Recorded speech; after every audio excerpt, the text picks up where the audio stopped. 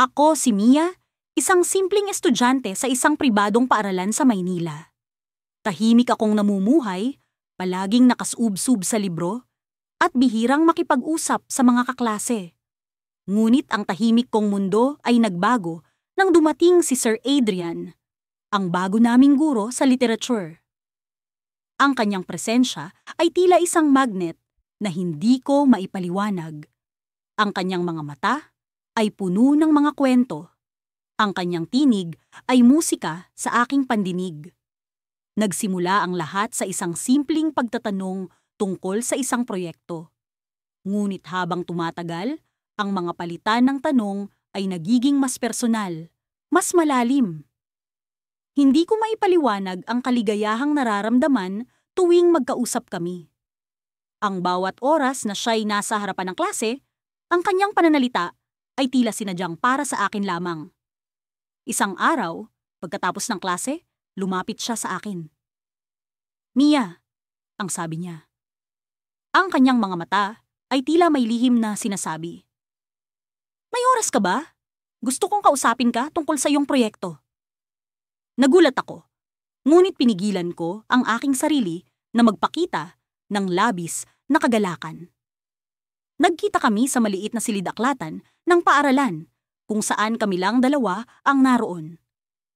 Ang mga libro sa paligid ay naging saksi sa simula ng isang bagay na hindi ko inaasahan. Habang nag-uusap kami, naramdaman kong may kakaiba. Ang kanyang mga mata ay tila naglalakbay sa aking mukha. Ang kanyang mga salita ay mas mahina, mas malambing. Ang bawat segundo ay parang isang pelikula, isang eksena na hindi ko gustong matapos. "Mia," ang sabi niya muli. "Alam kong hindi ito tamang panahon o lugar, pero may gusto akong sabihin sa'yo." Tumigil ang mundo ko. Ang puso ko ay tumibok ng napakabilis. Tila may gustong kumawala. Ang kanyang mga mata ay tila puno ng emosyon na hindi ko maipaliwanag. "Mia, alam kong ito'y mali sa mata ng iba, pero hindi ko kayang itago ang nararamdaman ko. Mahal kita." Parang bombang sumabog ang kanyang mga salita. Hindi ko alam ang sasabihin ko. Tama nga ba itong nararamdaman ko? Ngunit sa kabila ng lahat, ang puso ko ay sumigaw ng saya. Alam kong mali ito, ngunit hindi ko kayang pigilan ang nararamdaman ko. Sa mga sumunod na araw, nagpatuloy ang aming lihim na relasyon.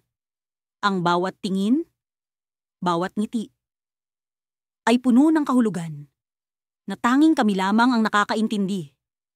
Ang mga lihim na pagkikita sa silid-aklatan, ang mga palihim na mensahe, ang mga pag-uusap na puno ng pag-ibig at pangamba. Lahat ng ito ay naging bahagi ng aking araw-araw na buhay.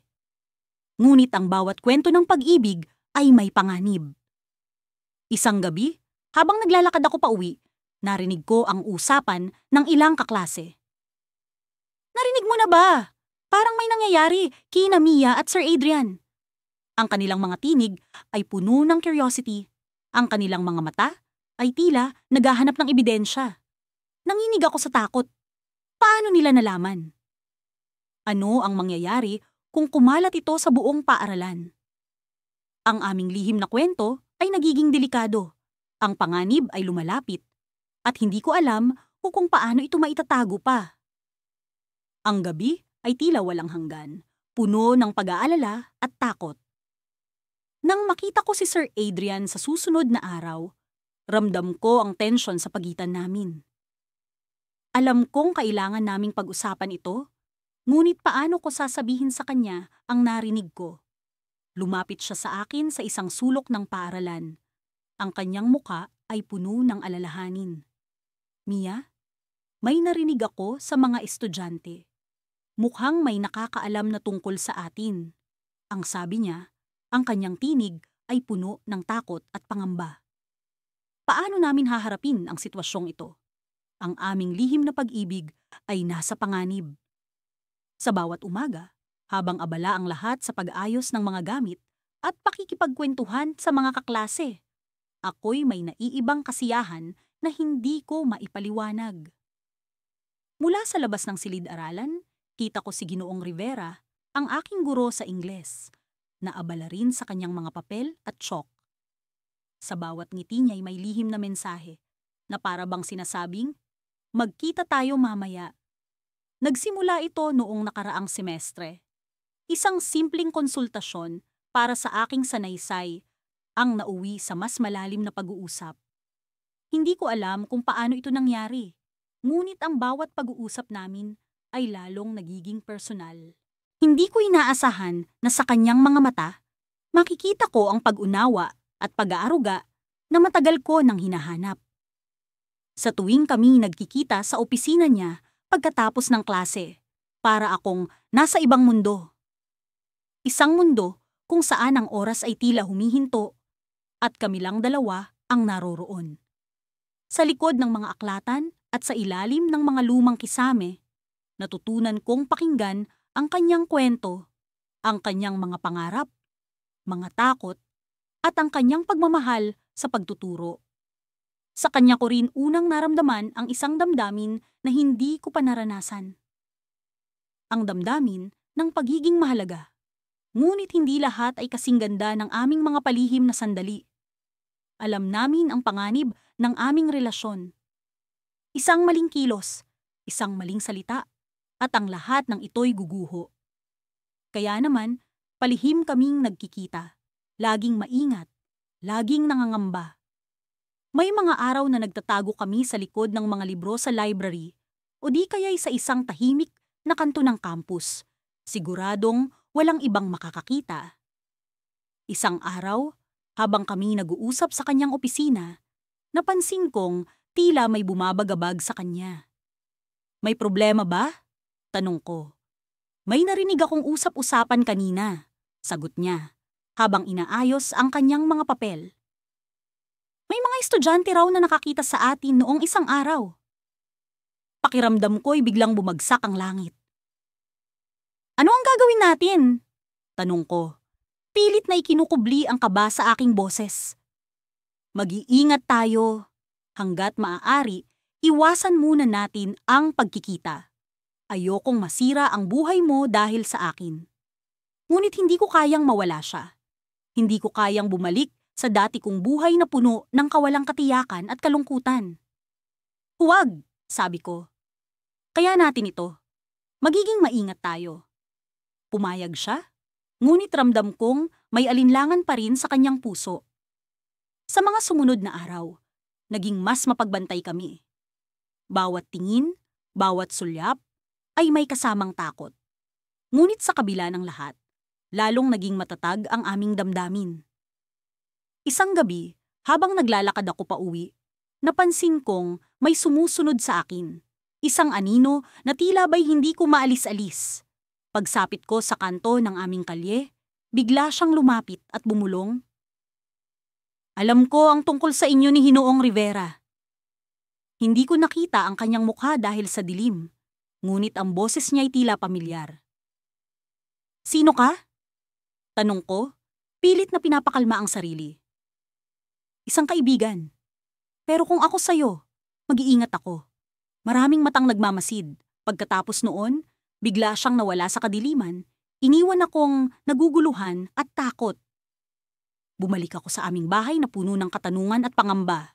Sino ang taong iyon? Paano niya nalaman? Ano ang dapat kong gawin? Kinabukasan, hindi ko maiwasang hindi mag-alala.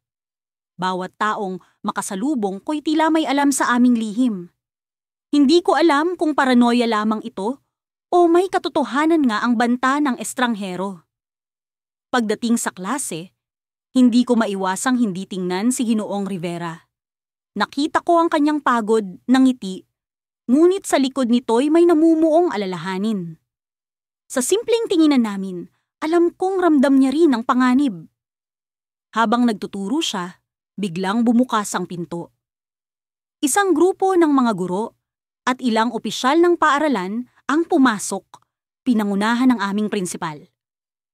Ginoong Rivera, maaari ba kitang makausap sandali sa opisina? Tanong ng prinsipal na may seryosong ekspresyon. Sa mga oras na iyon, tila bumagal ang oras. Lahat ng matay nakatuon sa kanya, at naramdaman kong ang mundo ko'y unti-unting guguho. Habang naglalakad siya papalabas ng silid, bigla siyang lumingon sa akin at ngumiti, isang ngiting puno ng tapang at pag-asa. Hindi ko alam kung ano ang mangyayari pagkatapos nito. Ngunit isang bagay ang sigurado, handa akong ipaglaban ang aming pag-ibig, gaano man ito kahirap.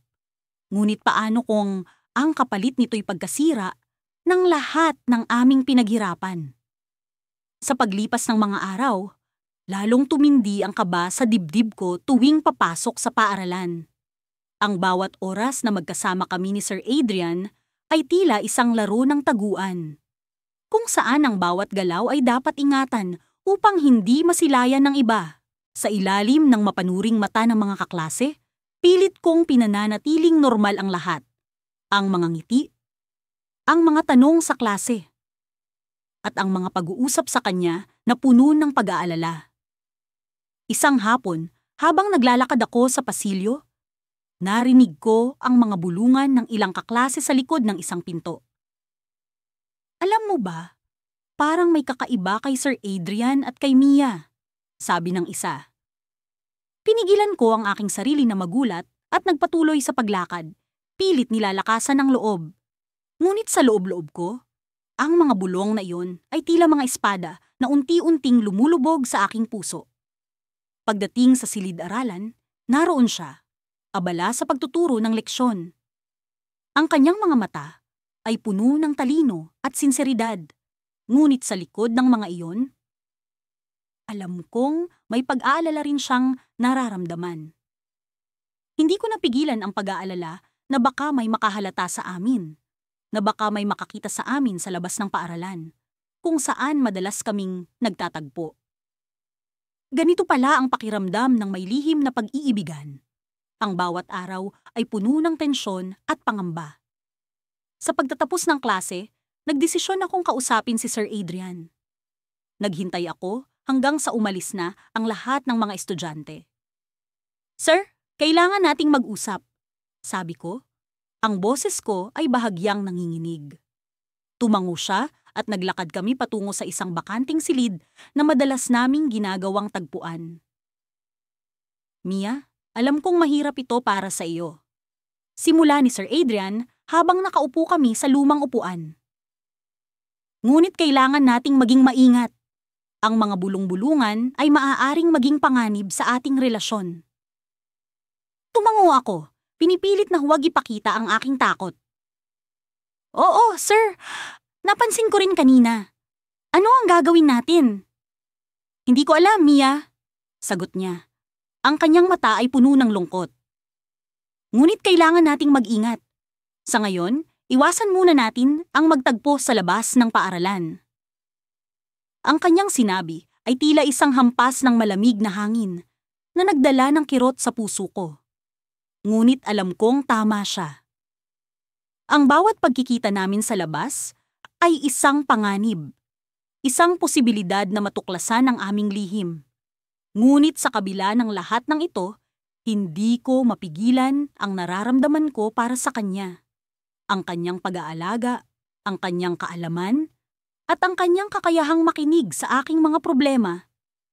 Lahat ng ito ay nagtulak sa akin sa kanya. Sa kabila ng panganib, hindi ko kayang bitawan ang aming relasyon. Sa sumunod na linggo, pilit kong binaliwala ang mga bulong-bulungan. Nagpatuloy ako sa aking normal na gawain, ngunit sa likod ng bawat ngiti ay ang pag-aalala na baka may makahalata. Ngunit sa isang hindi inaasahang pagkakataon, may isang bagay na nagbago. Isang araw, habang naglalakad ako pauwi, nakita ko si Sir Adrian na may kausap na isang babaeng hindi ko kilala. Ang kanilang mga mata ay tila puno ng pag-uusap na hindi ko maabot. Hindi ko alam kung bakit, ngunit ang tagpong iyon ay nagdulot ng pag-aalala sa akin. Sino siya? Ano ang kanilang pinag-uusapan? Hindi ko napigilan ang aking sarili. Kinabukasan, tinanong ko si Sir Adrian tungkol sa babaeng nakita ko. Sir, sino yung kausap mo kahapon? Tanong ko. Pilit na pinipigil ang pag-aalala sa aking boses. Napatingin siya sa akin, tila nag-iisip. Siya? Isa siyang kaibigan mula sa kolehiyo. May pinag-uusapan lang kami tungkol sa isang proyekto. Sa kanyang sagot, naramdaman ko ang bahagyang ginhawa. Ngunit may bahagi sa akin na nagduda. Hindi ko alam kung bakit. Ngunit tila may kakaiba sa kanyang boses, sa kanyang mga mata.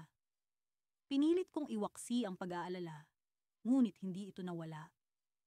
Lumipas ang mga araw, at unti-unti kong napansin ang pag-iwas ni Sir Adrian sa akin. Ang dati niyang madalas na pagtingin sa akin ay tila naglaho, at ang kanyang mga ngiti ay tila may halong lungkot. Hindi ko mapigilan ang pag-aalala na baka ang aming lihim na relasyon ay unti-unti nang nasisira. Hanggang isang gabi, nakatanggap ako ng mensahe mula sa kanya. Mia, kailangan nating mag-usap. May mahalaga akong sasabihin. Ang mensaheng iyon ay tila isang bomba na nagbunsod ng takot sa akin. Ano ang kanyang sasabihin? Bakit may tono ng pagkaalarma sa kanyang mensahe? Nagkita kami sa dati naming tagpuan, sa lumang silid na puno ng alaala. Ang kanyang mukha ay puno ng pagkabahala, at ang kanyang mga mata ay tila may nais ipahiwatig. Mia, may nalaman ako. Simula niya, ang kanyang boses ay puno ng tensyon. May taong nakakaalam ng tungkol sa atin. May nakakita sa atin. Ang kanyang mga salita ay tila isang hampas ng malamig na hangin na nagdulot ng pagkatakot sa akin. Sino ang nakakaalam? Paano nila nalaman? Sa mga sandaling iyon, naramdaman ko ang tunay na panganib ng aming relasyon. Ang aming lihim na pag-iibigan ay nasa bingit ng pagkawasak. Paumanhin, pero hindi ko magagawa iyon. Sa bawat araw na lumilipas, lalong nagiging komplikado ang aming relasyon ni G. Rivera.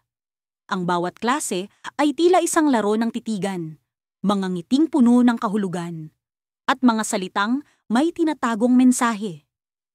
Sinusubukan naming maging maingat, ngunit sadyang mahirap itago ang isang bagay na kasing laki ng nararamdaman namin para sa isa't isa.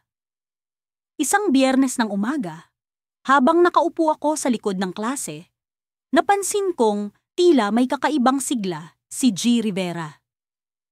Ang kanyang mga mata ay kumikislap sa tuwing nagkakaroon kami ng sandaling magkatitigan. Ngunit sa kabila ng saya, may kapansin-pansing lungkot sa kanyang mga mata na hindi ko maipaliwanag. Nang matapos ang klase, nag-iwan siya ng maliit na papel sa ibabaw ng aking desk, habang ako ay nagkukunwaring nag-aayos ng aking mga gamit. Magkita tayo sa library, 5 p.m. Nakasulat sa papel. May halong kaba at pananabik akong naghintay ng oras. Hindi ko alam kung ano ang pag-uusapan namin, pero batid kong mahalaga ito. Pagsapit ng alas 5, tahimik kong tinungo ang library. Madalang na ang mga tao at ang mga ilaw ay medyo madilim na. Perpekto para sa isang usapan na kailangang ilihim. Pagpasok ko, nakita ko na si G. Rivera sa isang sulok. Tila may malalim na iniisip. Nang makita niya ako, ngumiti siya, ngunit baka sa kanyang mukha ang alalahanin. Anong meron, sir? Tanong ko. Pilit na pinapakalma ang kaba sa aking dibdib. May kailangan akong sabihin sa'yo, sagot niya. Hinawakan ang aking mga kamay. May nakakaalam na tungkol sa atin. Napatigil ang puso ko sa sinabing yon. Sino? Paano? Ilang tanong ang pumasok sa isip ko. Sa kabila ng takot, kailangan kong malaman ang buong kwento. Siya ay isang estudyante rin, patuloy ni G. Rivera. Nakunan niya tayo ng litrato noong nakaraang linggo. Sinubukan kong kausapin siya, pero mukhang hindi siya basta-basta magpapadala. Anong gagawin natin? Tanong ko. Ang boses ko'y nanginginig. Ang mga posibilidad ng maaaring mangyari ay tila mga alon na nagbabantang lumunod sa akin. We need to be careful, paalala ni G. Rivera. Pero, may isa pa akong kailangan sabihin sa'yo. Nakita ko ang pag-aalinlangan sa kanyang mga mata. Para bang may pinipilit siyang itago, isang bagay na mas mabigat pa kaysa sa unang balita. Hinintay ko ang kanyang sasabihin. Hindi alam kung ano ang aasahan. Bukas, may pupunta na mga opisyal mula sa division office. Magkakaroon ng investigasyon, anya. At hindi lang ang relasyon natin ang kanilang pakay. Napalunok ako. Ano pa ang nalalaman nila? May mga usapan tungkol sa korupsyon sa eskwelahan, sagot niya. Tila hirap sa bawat salitang binibitawan. At posibleng madamay rin ako dahil sa mga koneksyon ko rito.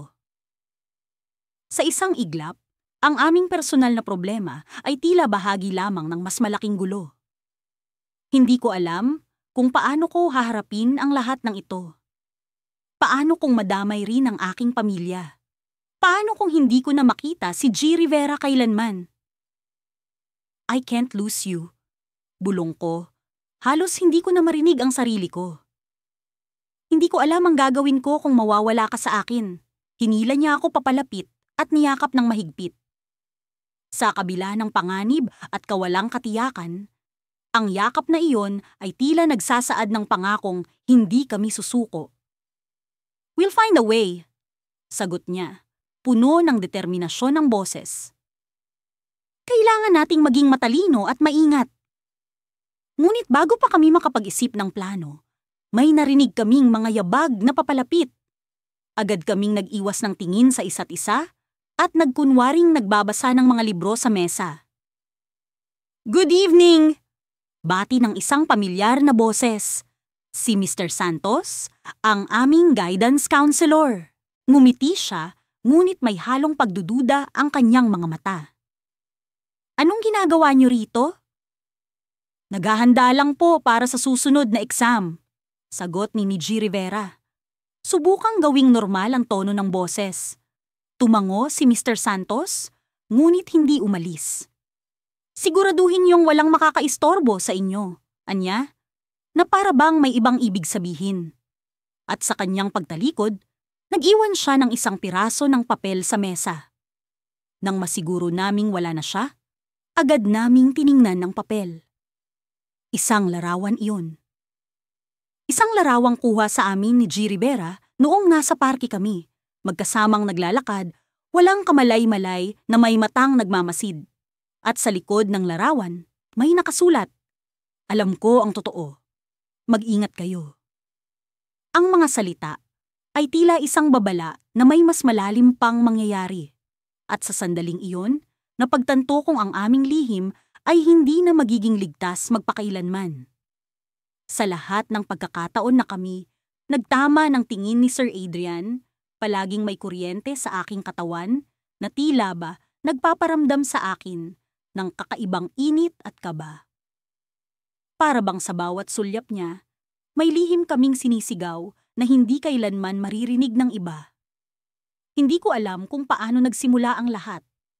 Isang araw ay isa lamang siyang guro na hinahangaan ko at sa susunod na araw ay siya na ang tanging laman ng aking mga panaginip. Kanina pa ako nakaupo sa gilid ng bleacher sa gymnasium ng aming paaralan. May ensayo ng basketball ang mga varsity players, ngunit narito ako hindi para manood, kundi para hintayin siyang matapos sa kanyang klase. Si Sir Adrian ay ang aming guro sa literature at kinuha na rin niyang responsibilidad ang pagiging assistant coach ng basketball team. Siguro'y dahil sa pagmamahal niya sa laro, o baka naman dahil sa kaluwagan ng oras na dulot nito para sa aming dalawa. Nang matapos ang ensayo, nakita ko siyang naglalakad papalapit sa kinaroroonan ko. Ang puting polo niyang suot ay basa ng kaunting pawis, at ang buhok niyang itim ay tila mas magulo kaysa karaniwan. Hindi ko maiwasang mapangiti. Sa kanyang simpleng anyo, para siyang isang bida sa pelikula na palaging handang ipagtanggol ang kanyang prinsesa. Matagal ka bang naghintay? Tanong niya, habang nakangiti. Tinanggal ang kanyang sombrero at pinahid sa kanyang noo. Konti lang, sagot ko. Pilit itinatago ang aking saya. Nakatapos ka na ba sa pag-check ng mga pagsusulit? Oo, kanina pa. Kaya nga gusto kitang makausap, sabi niya, sabay upo sa tabi ko. May nais akong sabihin. Bigla akong kinabahan. Sa lahat ng aming mga lihim na pagtatagpo, hindi ko pa narinig sa kanya ang ganoong tono. Para bang may mabigat siyang sasabihin. Ano iyon, sir? Tanong ko. Pilit pinatibay ang loob.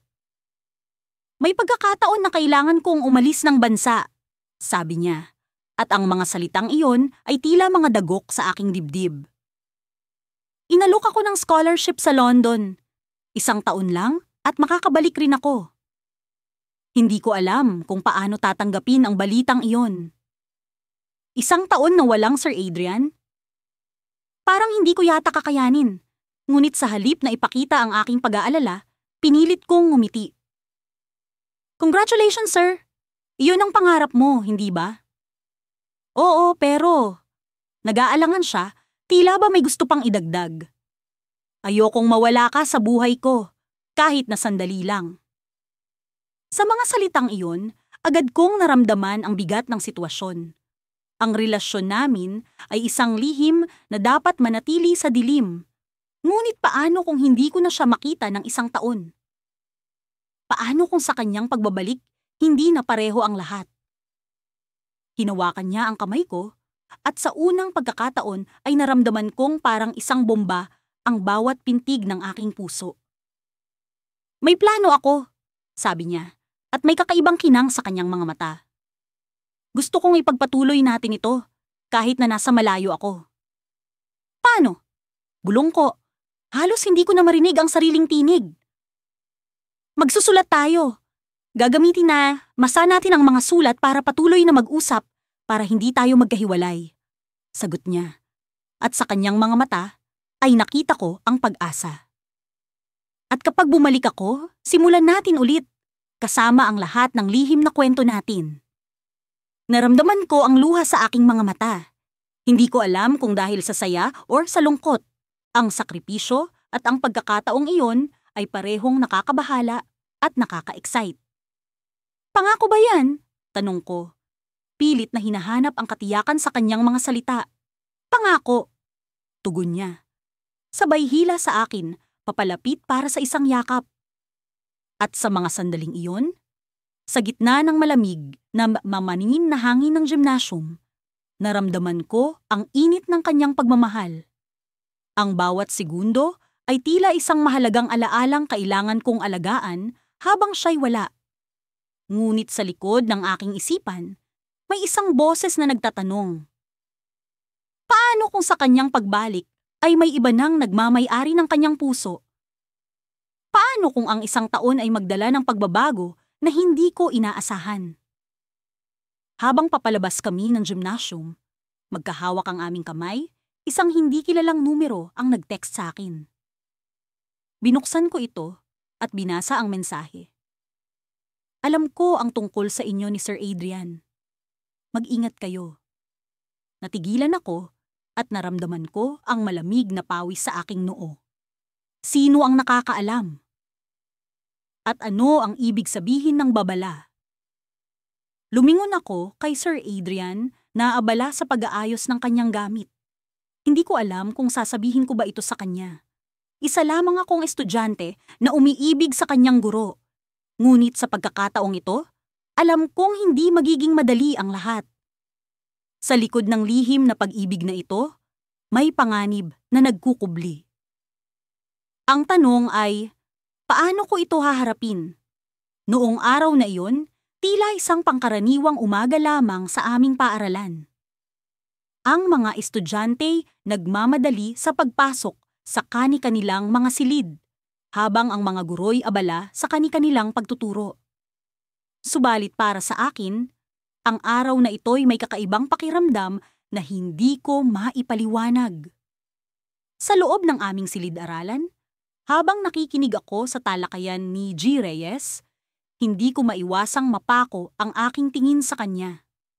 Habang siya'y nagtuturo ng tungkol sa mga alituntunin ng chemistry, ang kanyang mga matay tila may kakaibang kislap na tanging ako lamang ang nakakapansin.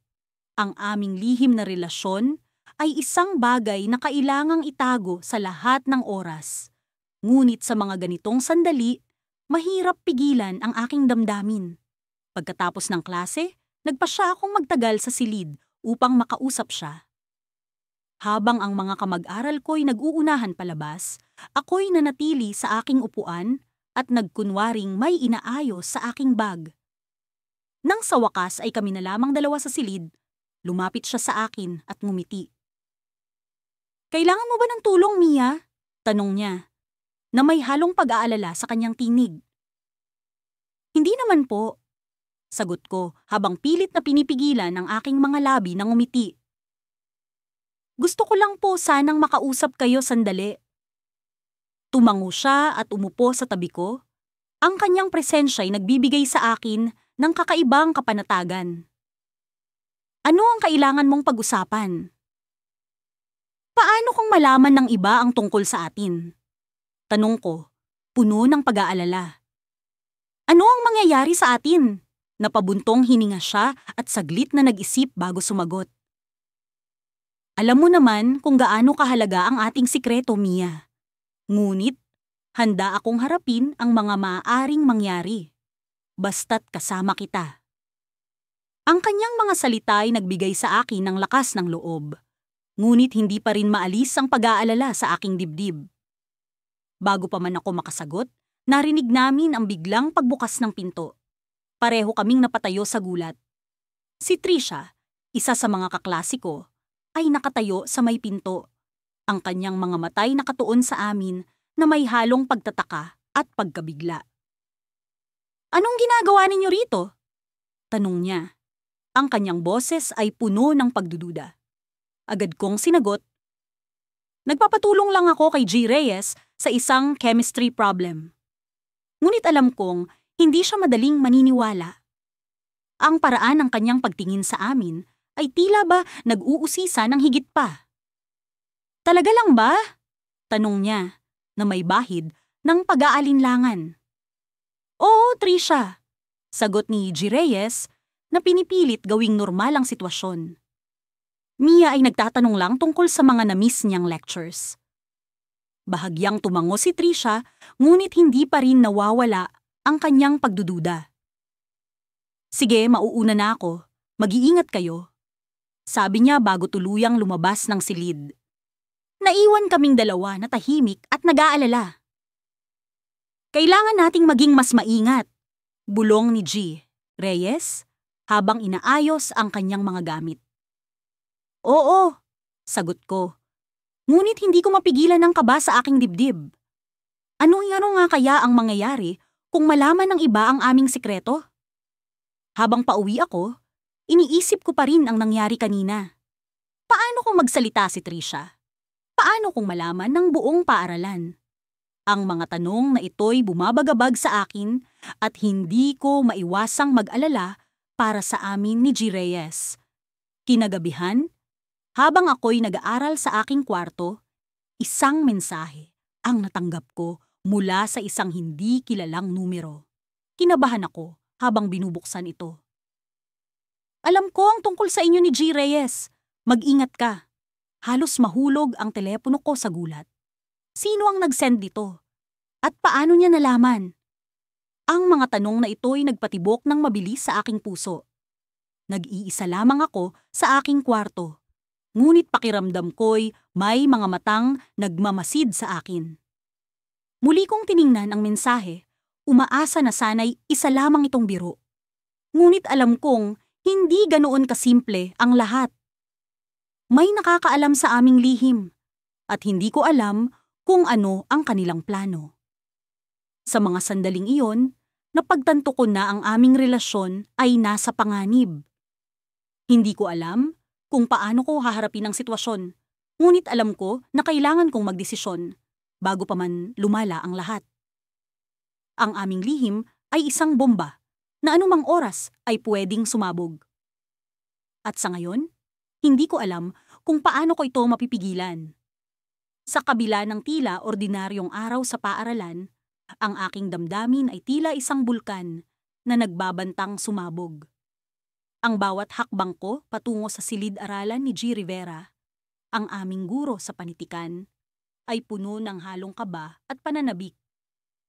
Isa siyang guro na hinahangaan ng marami, hindi lamang sa kanyang katalinuhan, kundi pati na rin sa kanyang kakayahang magbigay inspirasyon. Ngunit sa akin, siya ay higit pa sa isang guro. Siya ang taong lihim kong iniibig, ang taong may nakatagong espasyo sa aking puso. Ang aming lihim na relasyon ay nagsimula ng di inaasahan. Isang gabi, matapos ang isang makabuluhang talakayan sa panitikan, nagkasalubong kami ni G. Rivera sa labas ng paaralan.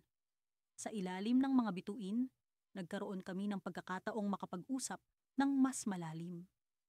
Hindi ko inaasahan na ang aming simpleng usapan ay magiging simula ng isang ugnayang puno ng misteryo at pagnanasa. Ngunit sa araw na ito, may kakaibang nangyayari. Habang papalapit ako sa kanyang silid-aralan, napansin ko ang mga bulong-bulungan mula sa mga estudyante. Isang balita ang kumakalat. May isang guro raw na posibleng nasangkot sa isang isyu ng hindi naaangkop na relasyon. Ang pakiramdam ko ay parang ang dugo ko ay unti-unting nanlalamig habang binabaliwala ko ang mga usapan na tila nakatuon sa akin. Pagpasok ko sa silid-aralan, nakita kong abala si G. Rivera sa kanyang mesa. Tila walang pakialam sa mga bulong-bulungan sa paligid. Ngunit nang magtagpo ang aming mga mata, may isang uri ng pagkakaintindihan na sa aming dalawa lamang. Ang tensyon ay tila isang makapal na ulap sa pagitan namin. Nagbabanta, ngunit hindi pa sumusugod. Habang naglalakad ako papunta sa aking upuan, ang aking mga kaibigan ay tila nagtataka. Si Maria, ang pinakamalapit kong kaibigan, ay lumapit sa akin. "Narinig mo na ba ang balita?" Tanong niya.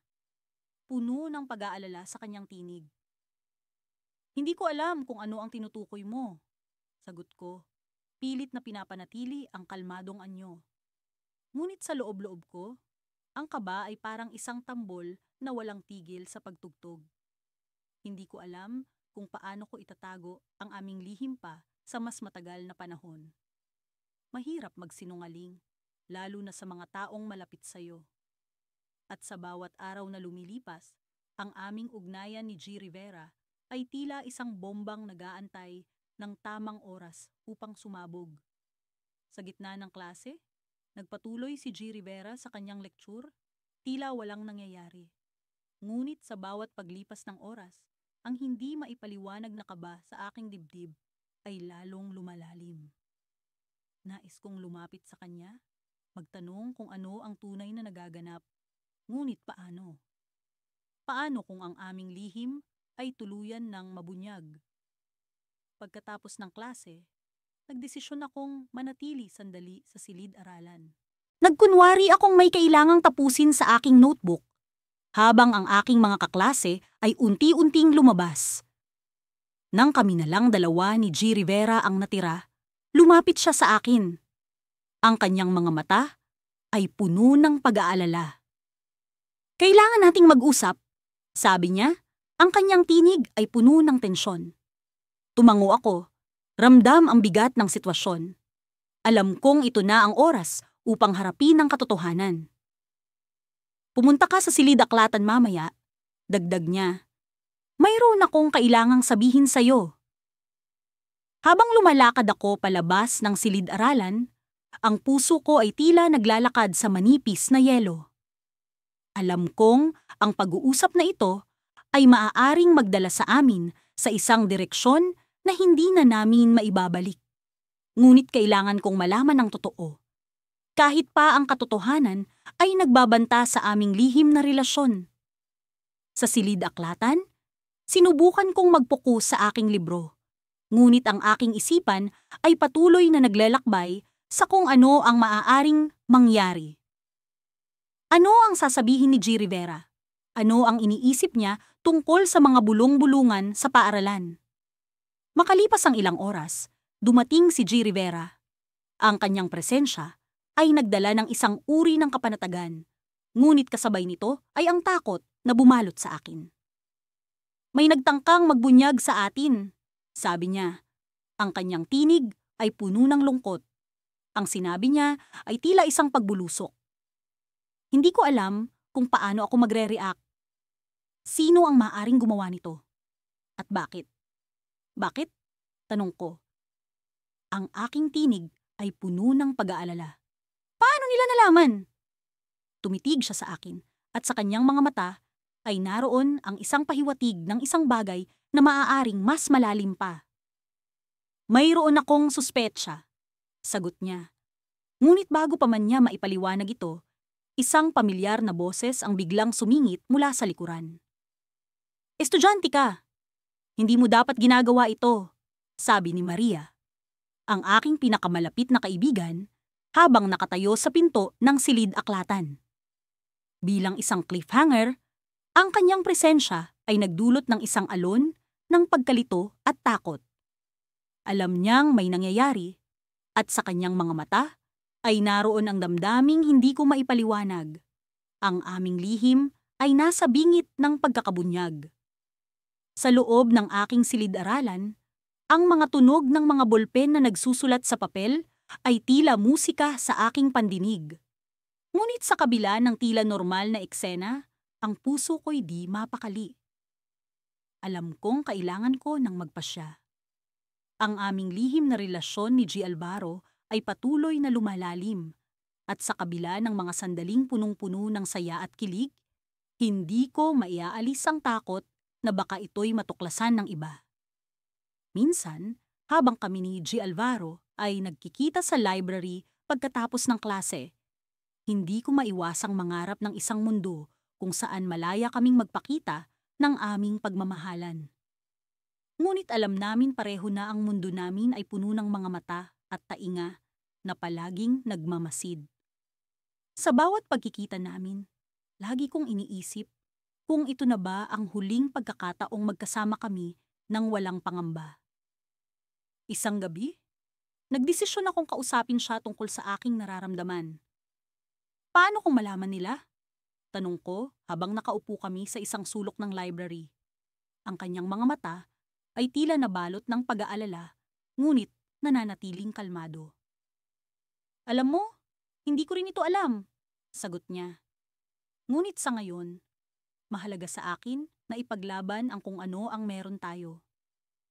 Habang pinag-uusapan namin ang aming sitwasyon, biglang bumukas ang pintuan ng library. Isang estudyante ang pumasok at sa likod niya ang aming prinsipal na si Ginang Santos. Biglang bumilis ang tibok ng aking puso. Hindi ko alam kung paano ako magpapaliwanag kung sakaling may nakakita sa aming dalawa.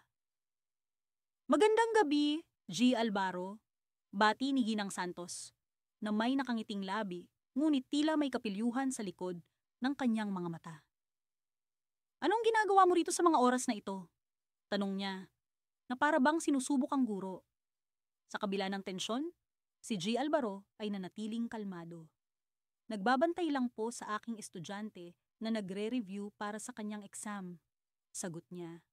At ako naman ay agad nang umiti at kumaway kay Ginang Santos. Oo nga po! Kailangan ko pong mag-review ng masinsinan.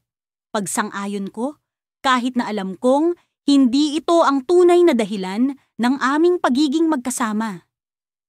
Matapos ang maikling pag-uusap, umalis na rin si Ginang Santos. Ngunit hindi pa rin maalis sa akin ang kaba. Alam kong hindi kami dapat magpakita ng anumang senyales na may nangyayari sa pagitan namin ni G. Alvaro. Ngunit hindi ko rin maiaalis ang pag-aalala na baka may nakapansin sa amin.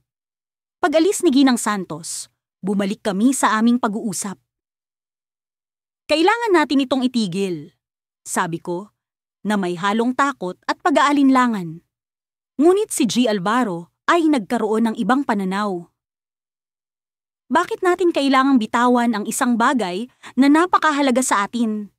Hindi ba't kaya natin itong ipaglaban? Tanong niya, na tila naglalagay ng pag-asa sa aming sitwasyon. Sa kabila ng kanyang mga salita, alam kong hindi ito magiging madali.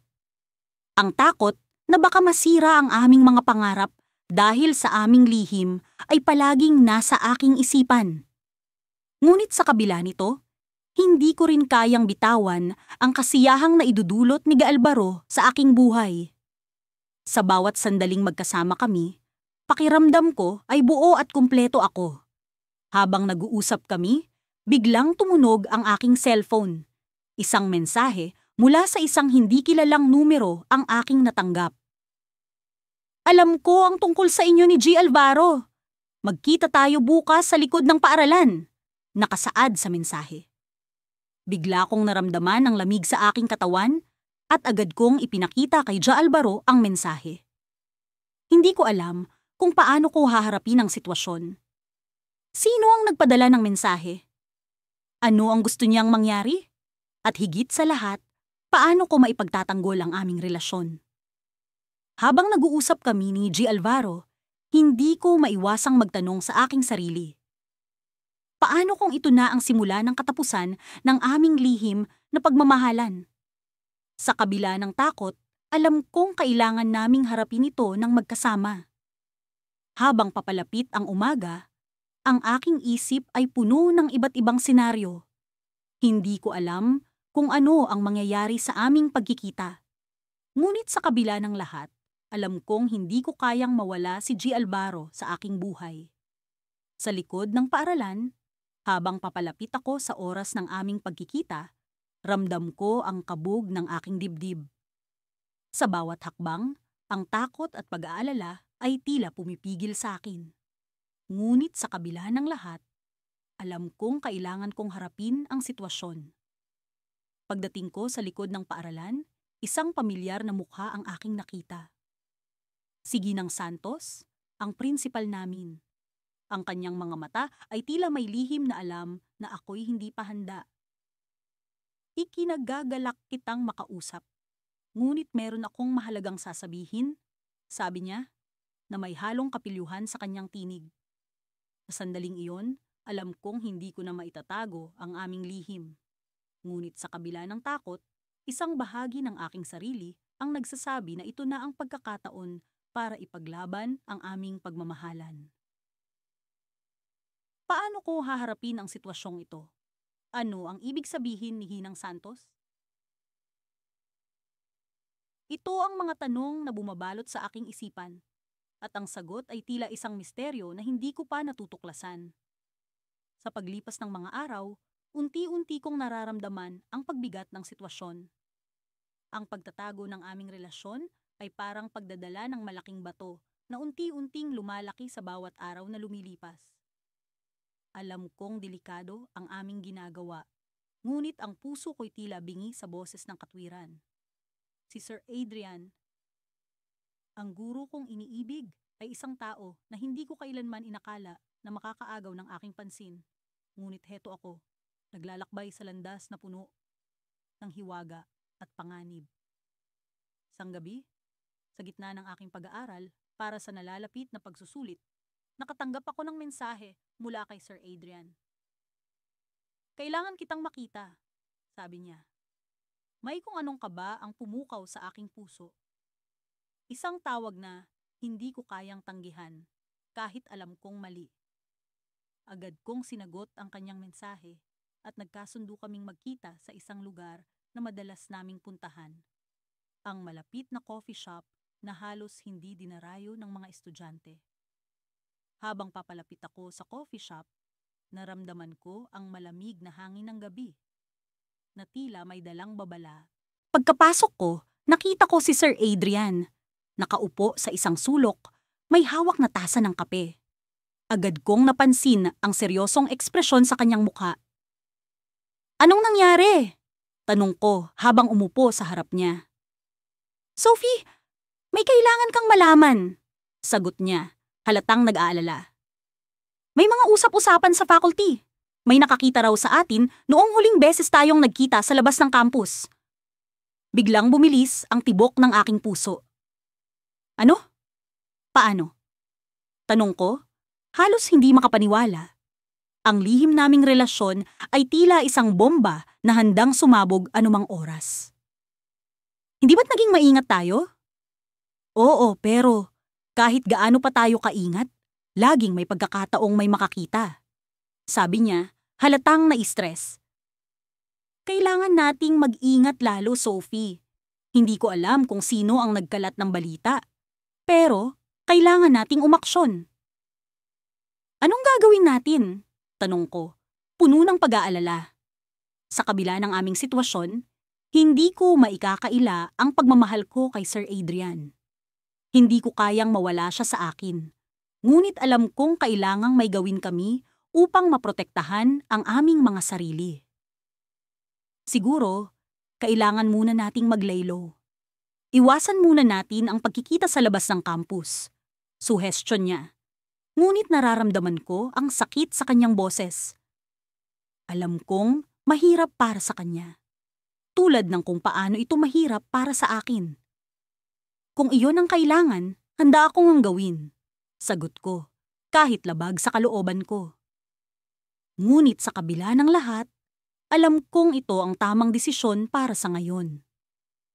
Habang nag-uusap kami, naramdaman ko ang bigat ng sitwasyon. Ang pagmamahal namin ay tila isang bulaklak na tumubo sa gitna ng taglamig. Mahirap, ngunit hindi imposible. Ngunit sa pagkakataong ito, tila ang taglamig ay nagbabanta na tuluyang pumatay sa munting pag-asa namin. Lumipas ang ilang linggo at sinunod namin ang aming plano. Iwasan, mag-ingat at manatiling tahimik. Ngunit sa kabila ng aming pagsisikap, hindi ko maiwasang mapansin ang pagbabago sa paligid. Parang may mga mata na palaging nakamasid, naghihintay ng maling galaw. Isang araw, habang naglalakad ako sa pasilyo ng paaralan, bigla akong tinawag ni Mrs. Cruz, ang aming guidance counselor. Sophie, maaari ba kitang makausap sandali? Tanong niya, malumanay ngunit may halong seryosong tono. Pumasok ako sa kanyang opisina, kinakabahan at nagtataka kung ano ang kanyang sasabihin. May narinig akong mga usap-usapan tungkol sa iyo at kay Sir Adrian, sabi niya, diretso sa punto. Hindi ko alam kung totoo ang mga ito, pero bilang guidance counselor mo, kailangan kong siguraduhin ang kapakanan mo. Sa loob ng ilang segundo, naglaro ang iba't ibang senaryo sa aking isipan. Ang mga haka-haka, ang posibilidad na mawala sa akin si Sir Adrian, ang pagkasira ng reputasyon ko. Ngunit sa kabila ng lahat ng ito, alam kong kailangan kong mamili, magsalita, o manatiling tahimik. Bago pa man ako makasagot, bumukas ang pintuan ng opisina at pumasok si Sir Adrian, mukhang nagmamadali. Mrs. Cruz, ako na ang bahala kay Sophie. Sabi niya, puno ng determinasyon. Nagulat si Mrs. Cruz sa pagdating ni Sir Adrian, ngunit mas nagulat ako sa kanyang mga susunod na sinabi. Alam ko ang mga usap-usapan, ngunit gusto kong ipakita sa inyo na walang basehan ang mga ito. Ipinakikita ko ang buong tiwala ko kay Sophie bilang estudyante ko. Tahimik na tumingin si Mrs. Cruz sa amin, tila nag-iisip. Sa sandaling iyon, naramdaman ko ang tibok ng puso ko, ang kaba at ang pag-asa. Ngunit sa likod ng kanyang mga mata, may kung anong tanong ang tila naghihintay ng kasagutan. Hindi ko alam kung ano ang totoo, ngunit umaasa akong maging maingat kayo sa inyong mga aksyon, sabi ni Mrs. Cruz bago kami pinakawalan. Paglabas namin ng opisina, nagpalitan kami ng tingin ni Sir Adrian. Alam namin na ang laban ay hindi pa tapos, ngunit sa kabila ng lahat, nandoon ang tiwala, isang tiwala na magiging sandigan namin sa bawat hakbang na aming tatahakin. Ngunit sa likod ng aming mga isip, isang tanong ang bumabalik. Hanggang kailan namin kakayanin ang pagtatago bago tuluyan itong madiskubre?